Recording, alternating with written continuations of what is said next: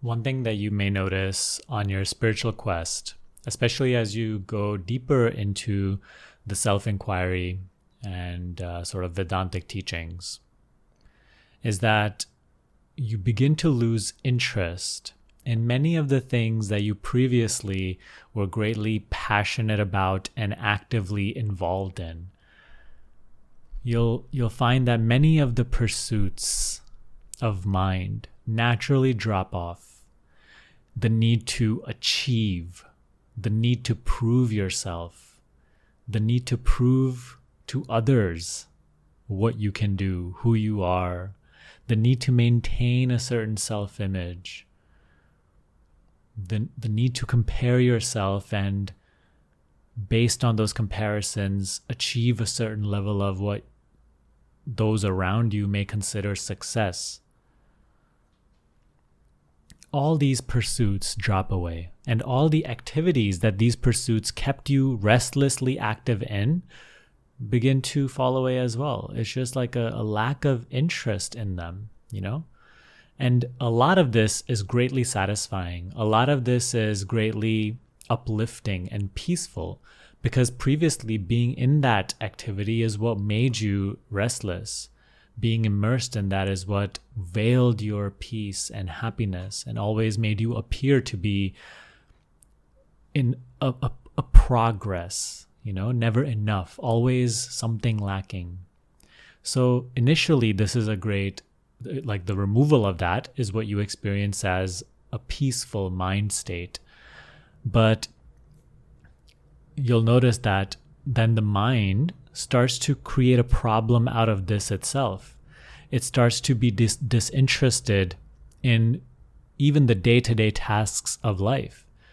Because regardless of you going deeper into these teachings, your life activity remains. There are certain duties personally, there are certain responsibilities. Even to maintain just the body and mind, you know, you need to eat every day, you need to bathe, you need to perhaps work, make a living to support yourself, perhaps support a family.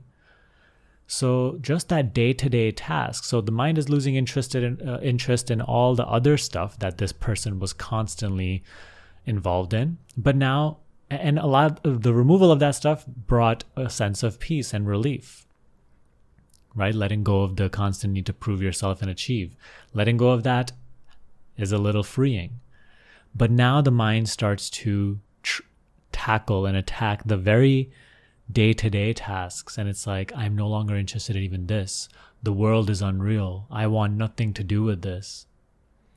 And so this is a question I very often get, that Sunny,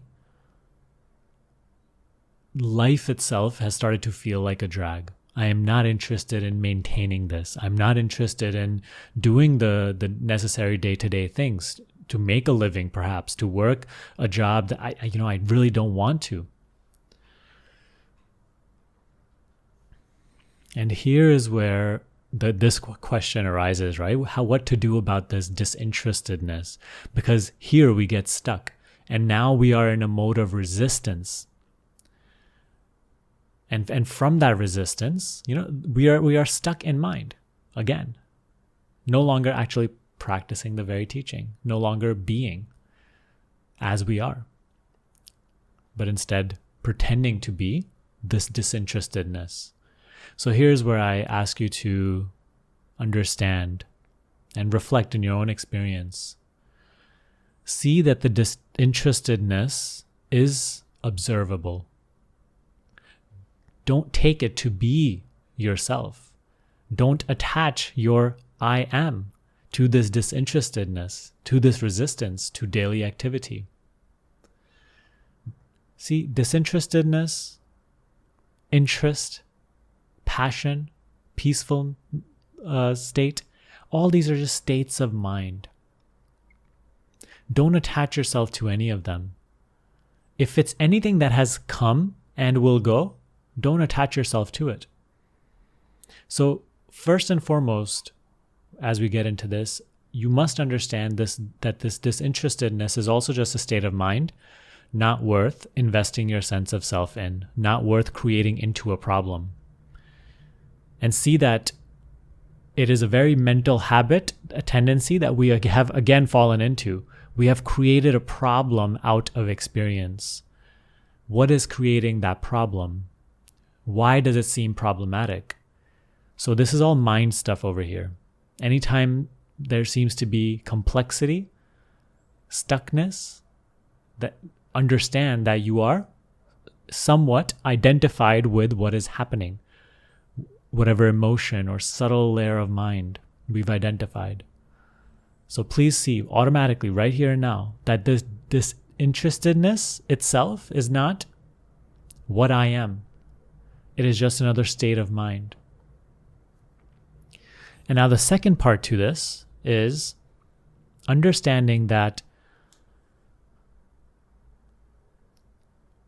even though you believe that if I was just up on a mountain, sitting alone, meditating, life would be good. If I didn't have to do all these mundane things to make a living, provide for my family, do the day-to-day stuff, maybe go to a function and party here and there for the sake of others and for my family. If I didn't have to do all this stuff, it would be great. But understand that if that is not your experience, that if you're not in the mountain cave meditating or in your room locked away and you have no responsibilities, if that is so, then fine, do that. But if your natural theme in this lifetime is you have to provide for a family, you have responsibilities, you have to do this and that, then understand that that is your path. And I heard this beautiful thing the other day, which will greatly shed light on this. And the person said that life need not be always just pleasant and comfortable. It is actually when we find rest, even in that which is uncomfortable, even in that which we don't want to do. That is God. That is, so God is not just in the pleasant, in the good, but also when we're able to find the rest, even when we're able to find the allowance of what is unpleasant, painful, bad. God is in both good and bad and beyond. So you sort of resisting your experience, whatever that may be, is you resisting your own spiritual understanding, your own experience of truth, of God.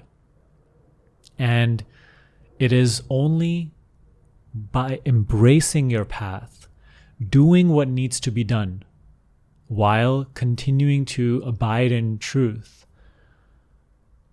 that is the perfect recipe. So rather than fighting against your path, you must embrace the path and understand that it need not be restful, that even if this disinterestedness has developed towards even the day-to-day tasks, do the day-to-day tasks anyway.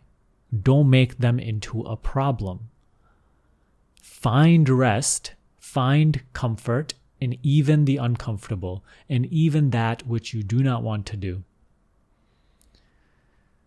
And through that, obviously, there will be harmony in your experience, but there will be a great expansiveness within. And you will not feel stuck in the realm of mind. The disinterestedness itself will pass. And even the day-to-day mundane activities, the arguments, the tasks, and all that stuff become the portals to the unmanifested. Because, again, it is not us going through this experience to one day find the unmanifested. The unmanifested is the essence of the manifested. It is within the manifested and beyond. So in that way, you resisting your experience will not do anything. And your belief that, if none of this stuff I had to do and then I'll be perfect, that is still not true. Know that even if you were put in your definition of paradise, as long as this mind is still identified with it, will create problems for you even there. Okay, so implement this advice. No longer continue to resist your life. don't think that something mundane and repetitive is less meaningful than something perhaps you do every now and then. Okay? Either everything is meaningful or everything is meaningless. Take it whichever way. Ultimately, will bring you to the same understanding. That's all for me for today. If you would like to deepen your understanding of this teaching and not get stuck in these subtle layers of mind, you can check out the resources in the description box below. I have a couple of free classes that may be of value to you, and you can consider joining us in the Higher Consciousness Shift program, where you'll be supported by a community where you can ask these sorts of questions and get immediate answers, and never again constantly be stuck in again and again in those imaginary mental obstacles. Okay, so please take a look at those resources and the program, and I will see you next time.